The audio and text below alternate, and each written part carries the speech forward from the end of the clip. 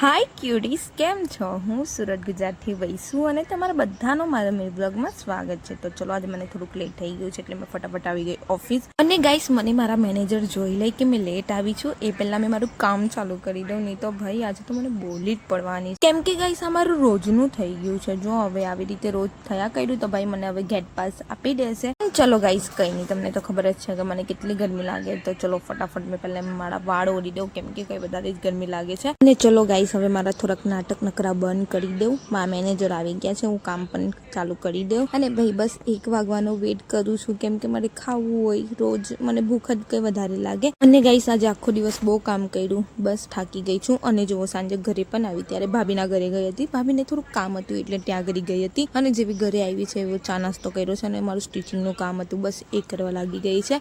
અને guys, please આ જલ્દી પટી જાય તો સારું. અને ગાઈસ, આજે પણ બહુ બધા ઓર્ડર આવેલા, બટ મેં નહીં લઈ શકેલી રાખડીના, બટ નહીં બની શકે ને, કેમ કે રેઝિનને સુકાવામાં બહુ વાર લાગે, તો પછી મેં ના પાડી દીધેલું. બટ અત્યારે મારું સ્ટિચિંગનું કામ છે. અને ગાઈસ, હવે મેં થાકી ગઈ છું તો ભાઈ થોડુંક ખાવાનું તો થઈ જ જાય, પહેલે પેટ પૂજા થઈ જાય. તો મમ્મીએ મસાલાવાળી રોટલી બનાવેલી હતી, તો મેં એની અંદર એટલું બધું અઠાનું લાખી દીધેલું છે ને ગાઈસને હું ખાઉં છું. અને મને અઠાણાવાળી રોટલી એટલી ભાવે. અને ગાઈસ, મને એટલી ભૂખ લાગેલી હતી કે પૂછો જ નહીં. હું તો ડાયરેક્ટ કામ કરવા બેસી ગઈ હતી, પણ સાચું મને આજે એટલી ભૂખ લાગેલી ને એવામાં મમ્મીએ મને રોટલી આપી.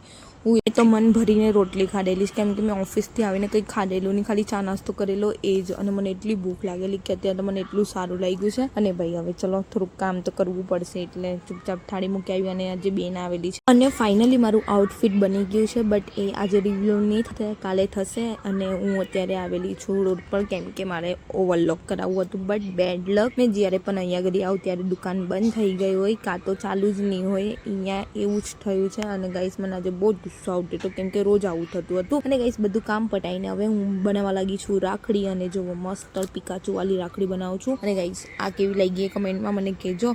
અને ગાઈસ, જો અત્યારે છે ને મને બહુ જ મહેનત થાય, તમે જોઈ શકો છો. આ મેં કાલનું બનાવીને મૂકેલું, અત્યારે કમ્પ્લીટ થયું છે. હજુ આને હું સુકાવા પાછી મૂકા અને પછી આવી રીતે હું રેડી કરા. અને આવી રીતે જ મેં અને બધી જ રાખડી મેં મારા હાથથી રેડી કરેલી છે. અને હોમમેડ વસ્તુ એ હોમમેડ જ હોય, એ તો મને બહુ જ સારું લાગે. અને મને પેકેજિંગ કરવામાં તો બહુ જ મજા આવેલી.